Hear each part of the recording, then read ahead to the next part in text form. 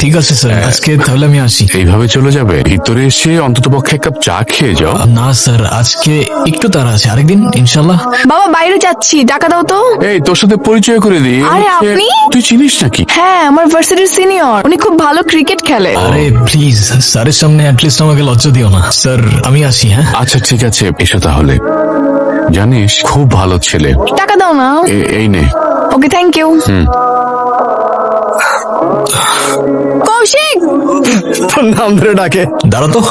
ওই কি সমস্যা? আমার নাম ধরে ডাকতেছো কেন? সিনিয়র আমি তোমার। কি সমস্যা? কি আমার নাম ধরে ডাকতেছো কেন? সিনিয়র আমি তোমার। আরে আজব, আবার ভেঙাচ্ছ আমাকে। তোমার সাহস তো কম না? কিছু বলি না দেখি কি ভাবছো? কি করবেন আপনি? কিছুই করতে পারবেন না। কারণ? কারণ আমি একটা মেয়ে। ও আচ্ছা, এই ব্যাপার। তাই এতক্ষণ তুমি বিরক্ত করতেছিলা কেন? না মানে আমি জানতে চাচ্ছি আপনি আমার বাবাকে চিনেন কিভাবে? স্যারের কথা বলতেছো? স্যার তো আমার ফিজিক্স টিচার ছিল। একটা প্রশ্ন করি, করো। আপনার নিশ্চয়ই অনেকগুলো গার্লফ্রেন্ড, তাই না?